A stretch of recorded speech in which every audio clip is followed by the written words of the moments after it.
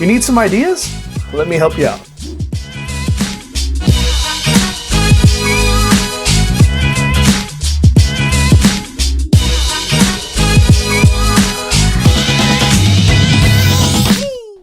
Hey there friends, it's Jason Ligo here again with Always Enterprise, and in this video I want to talk to you about where you can get ideas for new content. That's right, where to find new ideas for new content.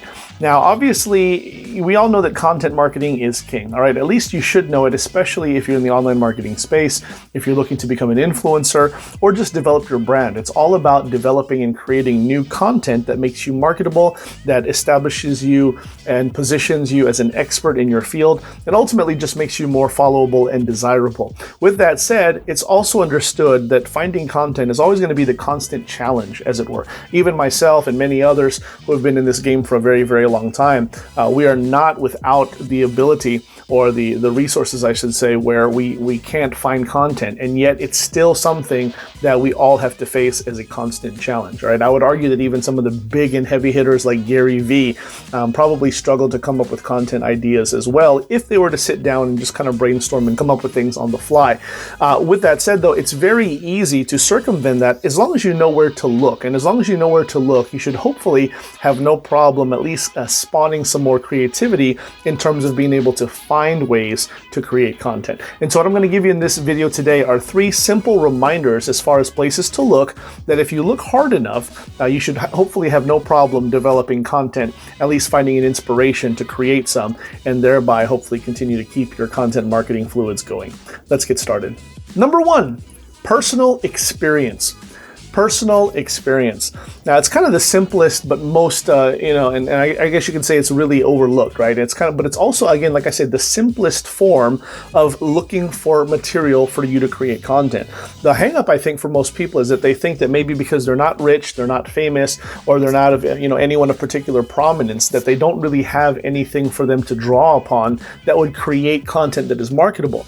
And I would caution you against this type of thinking, caution you against this mentality. The truth of the matter is, if you're breathing, you have a story to tell. And I venture to say that if you look far enough or wide enough deep within you in terms of your own personal experiences, whether it was growing up, a situation, a conversation you had with a parent or a friend or a coworker, you have something from which you can draw upon and tell a story and create a marketing piece around it. So let me encourage you to look only as far as your personal experiences, and then of course that is something that you can spawn some really good material.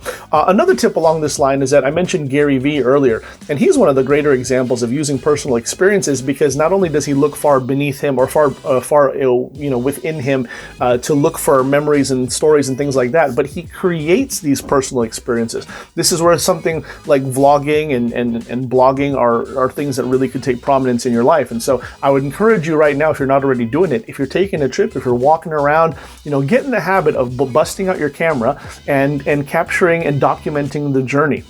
Unlike Gary Vee, you might not have someone following you around with a camera, 24/7, but it's not hard for you to reach into your pocket, pull your camera out, and then of course, as things happen around you, you can take note of it, or better yet, you can capture it with a picture or a video and create a good personal experience. And now all of a sudden you have a story to tell around it. So look no farther than your personal experience. Number 2, current events.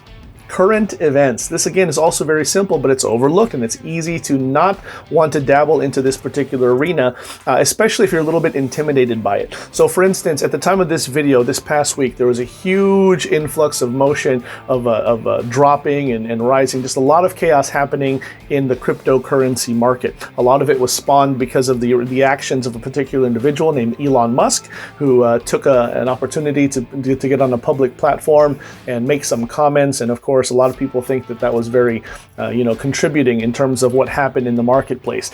But the minute that this happened, it seems like the smart content creators immediately rushed to their online social media platforms, whether it was Twitter, Facebook, Instagram, and started commenting and started creating content.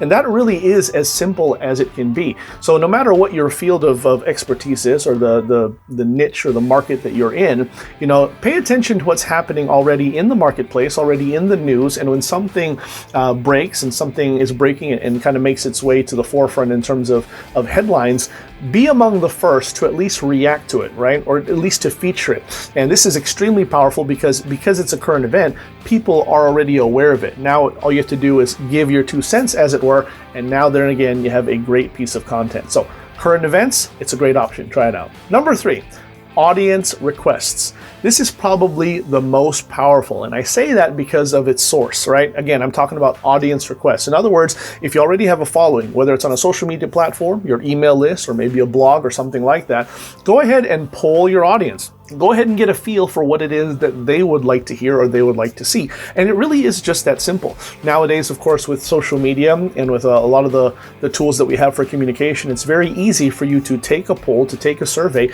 and simply ask your audience, hey, what is it that you guys want to see more of? What is it that you're wondering? Do you have any questions? I do this frequently in my Facebook groups. I also do this on my own social media channels by way of my stories.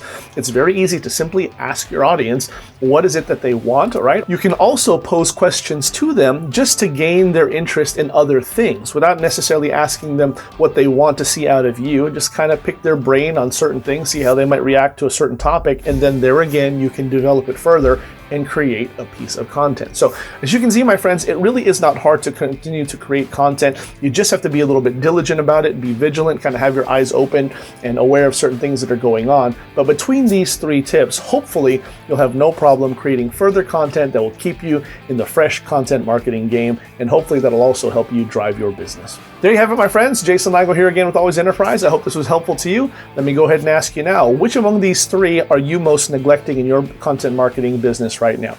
Go ahead and give me a like, a comment, a share, but most importantly, you know the deal. Go ahead and subscribe and hit the notification bell. That way you don't miss out on any more hot new content that I got coming down the pipe just for you. Jason Ligo again with Always Enterprise. I'll see you next time. Take care.